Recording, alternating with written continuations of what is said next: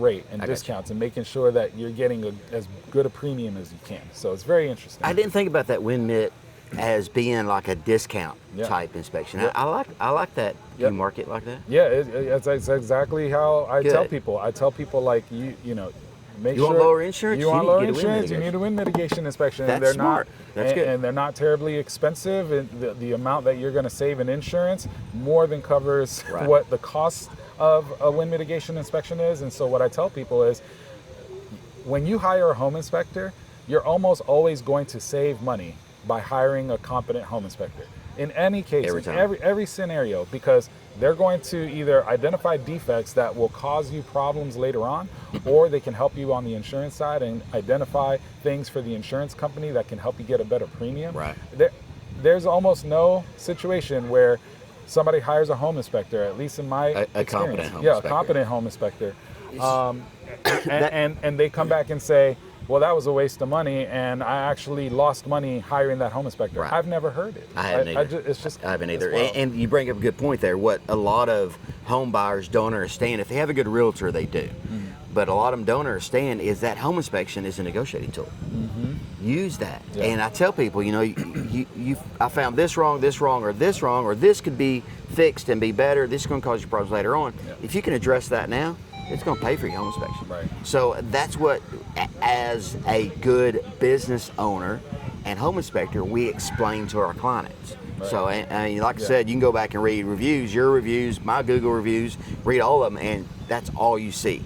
People, you know, this saved me so much, blah, blah, blah. So AJ did a video one time about how, you know, he did an inspection one time, which was all of his ancillaries as well. Those are the ones I like. You know, it's like $1,200. You know, 1,500 square foot house on a slab, everything. Okay, knock it out. And those people save so much money, and usually it's enough to pay for the inspection and then some. So it's all about how you use that. Use that home inspection report as a negotiating tool, because you're still in negotiations. So there's that. Pause. I'm gonna mute my phone. We can edit this out. I just heard it ring. I don't want it to ring again. It just means you're busy. See, that's good. When I was talking to him last week about setting this up, he goes, well, you know, when are you coming down? Because I've kind of got inspections going up. I said, dude, don't not schedule an inspection for this. Do inspection. We can do this in the afternoon. We can do this on Saturday. It's beautiful. Look at that. You got the planes flying in the background. I muted my phone there so I don't get any more interruptions. But yeah, using the inspection report as a negotiating tool, that's a big deal. It's a big deal. And you know, to that point, you know, when you got a good realtor, right? A lot of folks say, well, don't go with the home inspector that the realtor is recommending. And to a point, I understand what they're trying to get at. It's like, you want to make sure that when you're hiring a home inspector, that, you know, you are interviewing them and you're checking their credentials and all that stuff. The client should be very invested in what they're putting their money. They're putting $500,000 into a home, $1 million, 6 figures, 7 figures. They should be very invested in who it is that they're hiring to come and counsel them along the way, whether it be a realtor, home inspector, title agent, whoever it is, right? They should be involved with picking those people. That being said, we're in a military town, and there's a lot of folks that are coming from, you know, out of town, overseas. I purchased my home here, sight unseen. I get a lot of those as well. Sight unseen, and I closed while I was overseas with, you know, the help of somebody local to sign documents for me. So we showed up, and they were like, here's your keys, you know, to your house. It was really wild. I had never even seen it until I walked in. Is that why you got in home inspections? We'll talk about that in a second. Because I got a story too. Oh, I got a story about that. But the point is that, you know, there's going to be a lot of times where the client has to depend on a realtor recommendation for the home inspection or the home inspector. And what I would say is, okay, once you get a recommendation, then go and do your due diligence. Just do a little bit of research. Do some digging. Go look at their website. Go look at their Google reviews. That's right. I mean, all of that. Call them up. Ask for sample reports. That's right. You know, update my sample reports regularly because my reports improve over time. That's a good point. I should Google reviews are they're current. They're past clients. So, you know, sometimes they're good. Most of them are there. I've got one that was bad, but I replied to it Yep. and explained to her it, like AJ said yesterday, it's in the report. Yeah. It's there. Right. It's literally Yeah. right here. Yeah, exactly. But it got a 1 star. Yeah. You know, that's the way it is. It's it's going to happen, eventually, I'm But sure. But you're right, though. Do your research. Do your due diligence finding your inspector. And you can hire any inspector you want. You really can. But if you think about it, the real estate agent, if they've been around for any length of time, if they're a good real estate agent, which hopefully they are, they're going to know who the good inspectors are. Right. And the list that they have, if they have a list, they're all going to be decent. And I will tell you, all of the realtors that get my name out there, I've inspected their personal homes and their family's homes. The That's best right. compliment you get is for a realtor to call you up. Yeah. Hey, my son is buying a house. You want to go inspect it? Yeah. Yeah. Yep. And usually I don't charge them. Yeah, I hear you. Because it all comes back around. So. Well, that's pretty good. Yeah, I mean, like, where's I going with this? Yeah, the point is that when you have a realtor that's recommending a home inspector, one thing that you can get out of that particular situation, provided that the realtor's a good realtor, the home inspector's a good home inspector, you've done your due diligence on these, companies and these people, and you're trusting them. If they've ever worked together before, there's a certain level of synergy that comes Absolutely. to the process to help that transaction become a little bit smoother, because the realtor knows what to expect from the home inspector knows how to communicate with that realtor, and they can actually help you negotiate. Like, here's exactly what I would be looking for from a seller. This seller has been caught between a rock and a hard place because this particular issue is going to stop you from getting insurance, and so that has to be fixed. If they don't, they got to let you off the hook, but then the next person's also going to need to have that fixed. So it's a great way to negotiate with the sellers if you've got a realtor and a home inspector that have worked together quite a bit before. Right. And Absolutely. a little bit of synergy there. So there's a lot of value that. Absolutely. Yep. Home inspection is definitely a negotiating tool. So. Yeah. Well, that's very cool. So I don't know what else we got. We're at 37 minutes. 37 minutes. We talked about military a little bit. How many inspections do you do on average a week, or just How many inspections I do on average a week? Well, by yourself? Because you brought Steve on. I brought Steve recently. on. Yeah, I brought Steve on, and Steve, again, he's only working on the weekends, and so sometimes the timing of getting him an inspection may be a little bit difficult because they need the inspection done sooner. Right. There's windows that we got to deal with, and so it's not always as conducive to get specific jobs on the weekends like that, but I try super hard to help them out. Well, there's a niche for that, because there's people that want to come to their home inspection. Right. Do you encourage that? Oh, absolutely. I do all the time. Yep. Obviously, I'm an education background, so that's why. Yep. There's people who want to come to the inspection, but people can't get off work. That's right. They've already got off for whatever else. Yep. And so having those guys or yourself that can do it, after 5 or on the weekends, you're not going to obviously make a living doing that, but it's a good start. Yeah. And for new home inspectors, you're not saying Steve's a new home inspector, but that's a good way to build up their notoriety, their network as well. Yeah, Steve's got a ton of experience, and I'm trying to send folks, his way, because he just does such a great job. The window and the timing, it's got to work for him to be able to do it on the weekend. But the more that I can send him, I do. But for me personally, how many I'm doing, it does go kind of up and down, right? That kind of thing. And there was a time, like right after the new year rang in, like I was getting calls during my Christmas vacation. We were in New York City, and I was getting calls, hey, can you inspect when you get back, on, such and such a day? And I was like, there's people buying homes during Christmas? Like, what's happening here? This is crazy. And I was like, the phone was just off the hook. Yep. And so then went into January, and it was like I was doing 4 or 5 inspections a week. I try to limit my inspections to 1 per day so that all of the clients get my undivided attention for that day. And then February came, and all of a sudden I had to find myself like squeezing in 2 a day on for a day or 2 here and there, because I didn't have Steve then. I didn't know him then, right? So I was like, okay, got a couple here and there.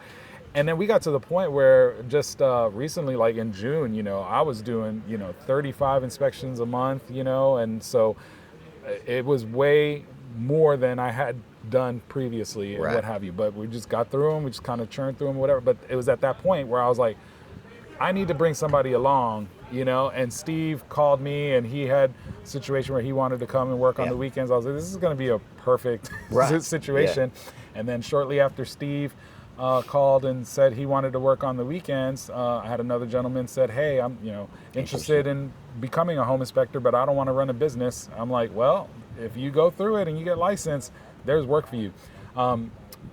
So the residential side's picked up quite a bit, for me. And again, peaks and valleys and stuff like that. But what my plan is now is for Steve and for this other gentleman, we'll leave his name out for now and all that stuff. But once he gets licensed, we'll introduce him into the company. We'll get him trained up. He'll do the drive-alongs with me. I'll make him do some inspections, Right. under my supervision, and we'll get him CPI status with InterNACHI and all that stuff, right? But once I've got Steve and this other gentleman kind of doing it, I want them to focus on all the residential side. And the next thing that I'm dealing with is I want to work on commercial. So I recently just got certified through CCPIA to do commercial inspections, and I got to build that up. I got to, start that from the ground up, almost like brand new, like it's another department, another division of my company. So I'm interested to hear how commercial inspections work with your company and what you're doing with that. So I am not CCPIA. CCPIA. Certified commercial professional Property inspectors. I'm not. I haven't gone through all that yet, but I've always done commercial inspections simply because I had background in inspection. So back up to my background, military, aviation. I started out as a helicopter mechanic, observation helicopters, and then ended up going to flight school as an Aero Scout observer, flew left seat, and then worked my way into the crew chief slot and all this other stuff. So I'm familiar with that part on the quality side. Then I went to corporate aviation when I got out, and I was literally a quality control inspector. I was assistant chief inspector there. So I know about QC stuff. Then I got laid off. Got laid off September 11th of 2009. Wow. And it's funny I know that, but it said laid off on a phone call of all things. And got laid off, and I'd already built a couple houses. I had my contractor's license at the time, and one of the last houses I built, I went over and introduced myself to the inspector when it was being sold, and I was doing some stuff and finishing up. And I said, let me show you a few things that I need to do that I know needs to be taken care of. So I walked him through the house, pointed things out, got to be friends with those people, and looked at their report later on. And when I got laid off, and I thought, everything you wrote up, I told him. What do you got to do to be a home inspector? So then I went and got my license, and then I've been doing it ever since. So that's kind of where I got into it. That's how you got to be. That's how you became a home inspector. That's how I became a home inspector. The guy the home inspector that was there was chairman of the board at the time. When I went and got my license, it's like, Monty, you're the reason I'm doing this. Wow. So it's kind of cool. I forgot where I was going with it. Commercial. So I had people start calling me, want to know if I did commercial. So I made some phone calls. In the state of Arkansas, you don't have to be licensed to be a commercial inspector. Do you hear? You do not. Right. It's crazy, isn't it? Yeah. You're talking millions of dollars in some cases. Yeah. You're not required to have a license. So I took it upon myself to get some other education on that. I didn't know about InterNACHI and all that at the time. So the guy that owned the school that taught me did commercial inspections. I said, hey, Joe, help me out here. I want to do commercial inspections. What I got to do? I've got people calling me. Well, you need to charge this. You need to do this.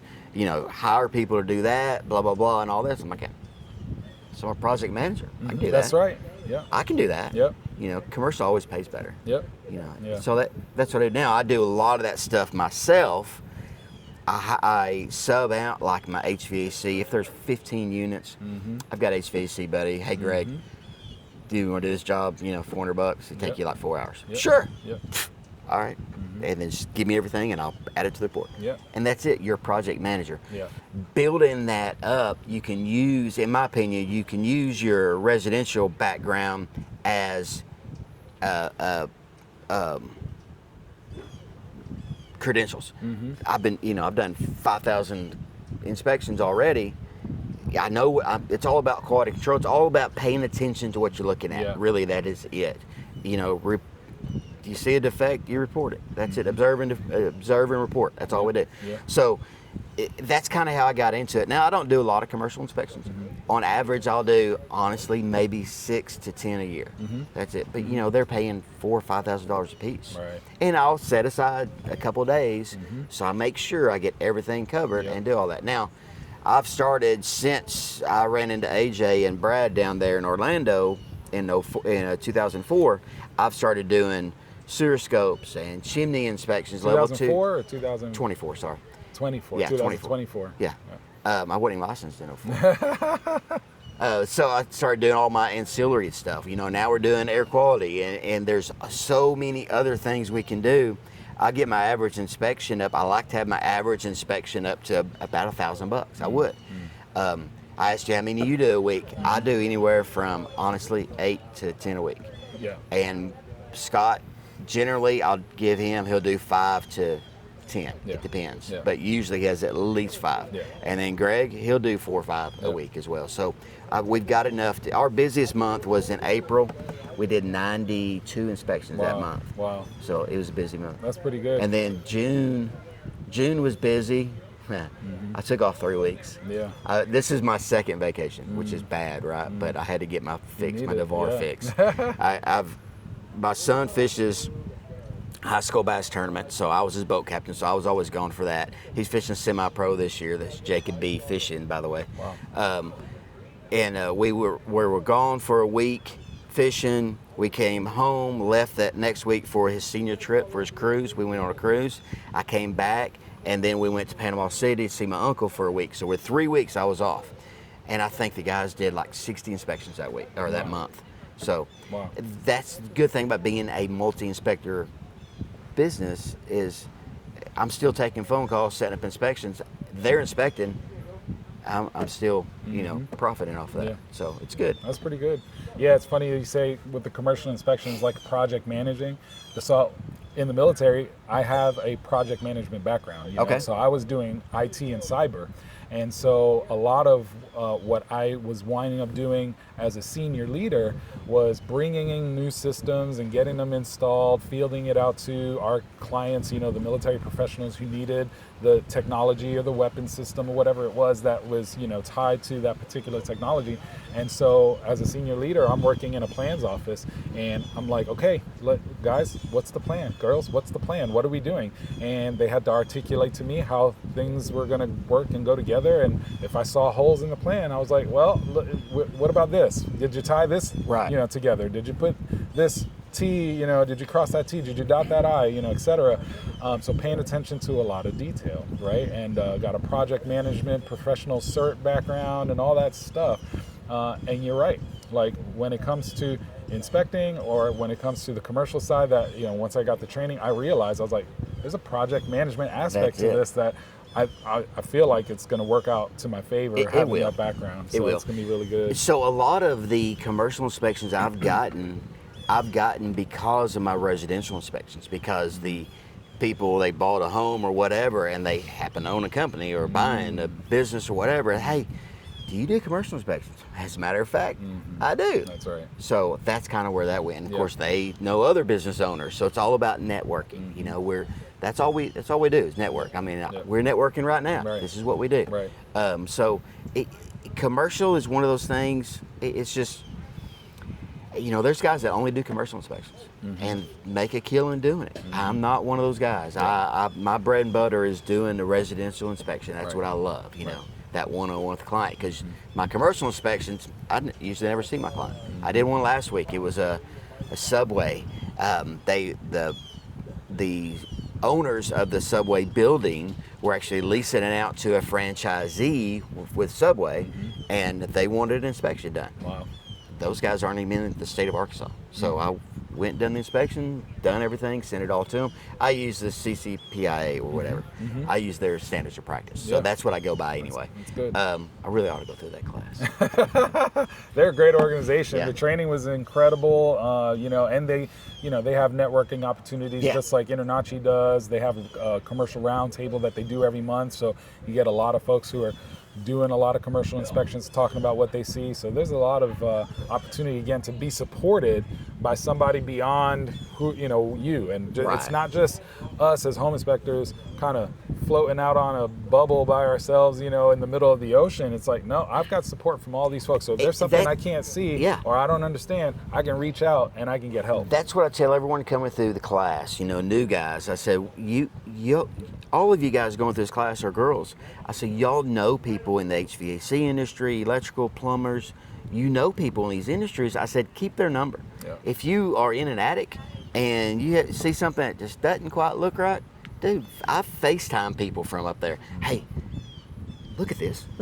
What the heck is that? Oh, it's got to be blah, blah, blah. Well, it's going to make you smarter. We're as smart as the people we surround ourselves with. Yep. So develop those networks. So all the new inspectors now, look at InterNACHI, look at ASHI. If you're in Florida, look at FABI. Right. All those inspectors, I would say most of them are there to help you. I mean, we should be helping each other in the industry. That's one of the reasons we do this, is to help everyone else succeed, because our industry will only improve if we all work together. Yeah. It's that simple. Absolutely. Yeah, definitely good stuff. So, yeah, what else? Anything else? No, man, I think that's about it. Yeah. Covers about it. Y'all are going to see bits and pieces of this on my socials, on his socials as well. Inspector DV on everything, I think. Yeah, well, it's Inspector DV. It is, a couple of my platforms does say DV Home Inspections, but we're changing that. There you go. Because we're adding the commercial side to the business, and so we're going through a little bit of a rebranding as we speak, and so more to come on that one. His name is not DV.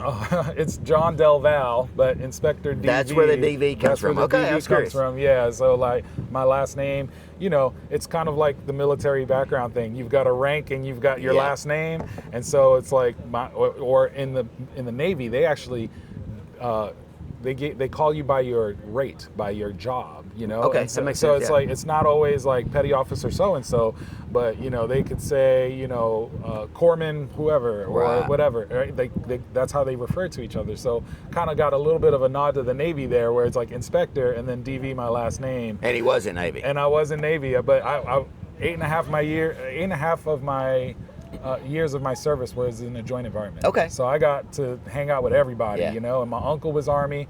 I actually tried to join the Army, and he looked at me and said, "What are you doing?" What are you doing? Yeah. You don't want to do that. There's better branches. Yeah, he's just like, I push will out. agree. There is better branches. But Yeah. some of us want to do that. Yeah, absolutely. So that's kind of the nod back to my military days, is the Inspector DV name. But That makes sense. So that's my character. That's who I am on. But gonna do a little bit of rebranding as we speak and stuff. Get on the commercial side and what have you, and just kind of continue to try to grow the business. I actually rebranded. This was not my original logo. All-Star Home Inspections. All-Star Home Inspections. Yep. That's always been my company name.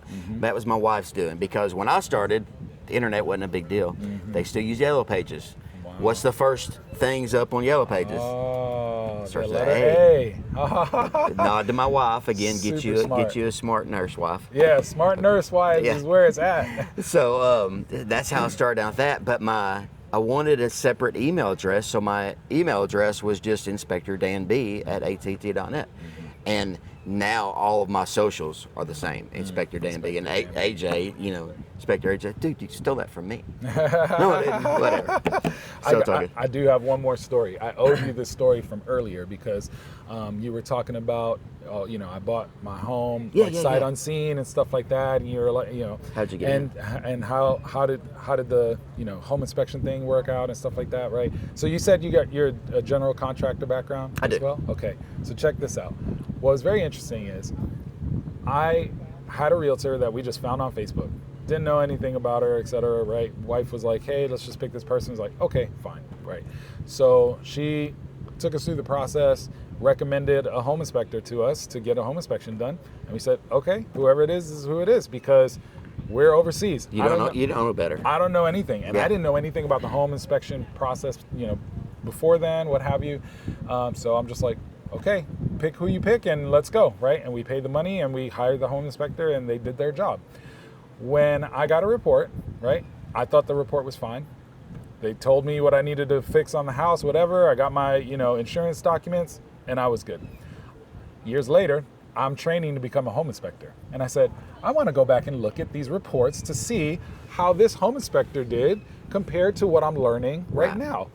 And when I looked at the report, I kid you not, it was a Word document with a bulleted list, 2 pages. Here's the things that are wrong. And then a separate Word document with some pictures of the home. That was my inspection report. Wow. And I was like, that's crazy. Aside from the insurance documents, which have to be filled out a certain way, my inspection report was a Word document with bulleted list. I mean, not a letterhead or nothing. A plain bulleted list. And then another Word document of pictures. And I was like, this is crazy. Like, how could they do this? Like, this is not what we're trained to, not whatever. Right. And then I went and I looked at the insurance document and I read who signed, and I'm like, I want to look at their license number. I want to see who signed this. Not that I was going to hold them accountable. I'm just very interested, like, what's going on here? How long have they been an inspector, etc. Turns out it was a general contractor. No kidding. It was a general contractor that did all of that work. So I guess in this situation, you know, like the general contractor can sign off on insurance documents to verify that a home is built a certain way and all that stuff, right? But as far as home inspecting is concerned, I assume that the realtor said, we're going to recommend a general contractor because they know more than a home inspector. That is a common misconception. Yeah. So I don't know how it is in Florida. And I know this from the state of Arkansas because I told you I was a general contractor before. General contractor in the state of Arkansas does not require any education at all. Wow. They go take an open book tax law exam. Wow. And you don't even have to take it. Anybody in your company can take it for you. 3 hours, open book, you can take it. Arkansas wants to be sure they get their tax money. That's what it comes down to. And that was the exam. That's how I got my contractor's license. And I tell everyone this, and there's no joke to this, a contractor is only as good as his subs. The subs, the HVAC, the plumbing, the electrical, who else? HVAC. You said HVAC, plumbing, electrical. Roofing, structural. It's only those 3 that are licensed. A roofer does not have to be licensed. Really? Nope. Wow.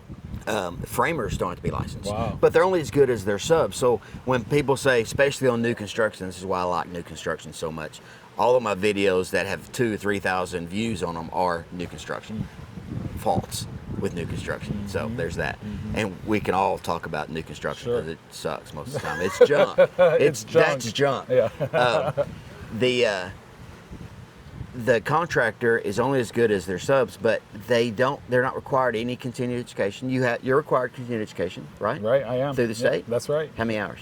Oh man, well it's not just a number of hours, but it's actually specific courses. Oh really? Okay. Now what's really nice is that because I'm a member of InterNACHI, I'm always taking courses. Same thing. So it's one of those like, the CEs are covered, they're automatically sent to the state, you know, but you've got a certain number of hours that you got to complete within a 2-year period, and they got to be certain types of classes that need to be met. So it's quite a bit. Since I joined InterNACHI, and I've got my guys, I make them join too, and I pay for it all, and they have to get their CPI obviously in that first year. But they have to maintain their CEs through InterNACHI in order to keep their CPI. So I had 360 some odd CE hours last year. Right. Because when I switched over to the software I'm using now, I had free time in the evenings. I used to come home, work on my reports, do my PDFs. Not anymore. I'm like, what am I gonna do? See what InterNACHI's got. Yep. I can work through this class. That's and right. And so I've got my guys doing the same thing. Scott had like 270 some odd hours last year, you know, which is good for us because we teach. So it keeps us fresh in that when we're teaching it. You know, Greg has 100 and some odd hours. So I keep them in that. So that's another thing when you're doing your due diligence, looking for home inspectors, see what organizations they are part of and see what the requirements are for those. InterNACHI, in my opinion, is one of the best. It is the largest at the moment. And they are all about education. The largest website, like I think, in the world as far as number of pages. So lots of good stuff there.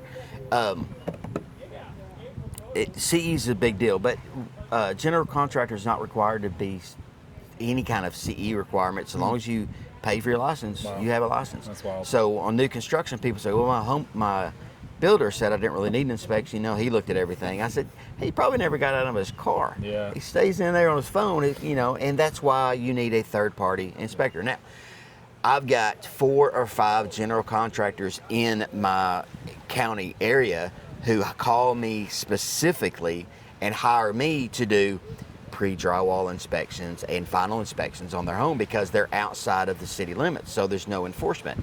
Codes are still there. We're not code enforcement, though I am in one city. We're, but that's kind of what we base our home inspections off of. It's common sense, really. And I've got several builders that hire me to go do those inspections for them. Yeah. Yeah, wow. So so in the state of Florida, general contractors, I know they've got to have several years of experience, either through education or working in the trades, et cetera, to be able to sit for the general contractors exam. So there's a little bit more here in the state that that general contractors need to do to get qualified. But all that said, hiring a general contractor to do your home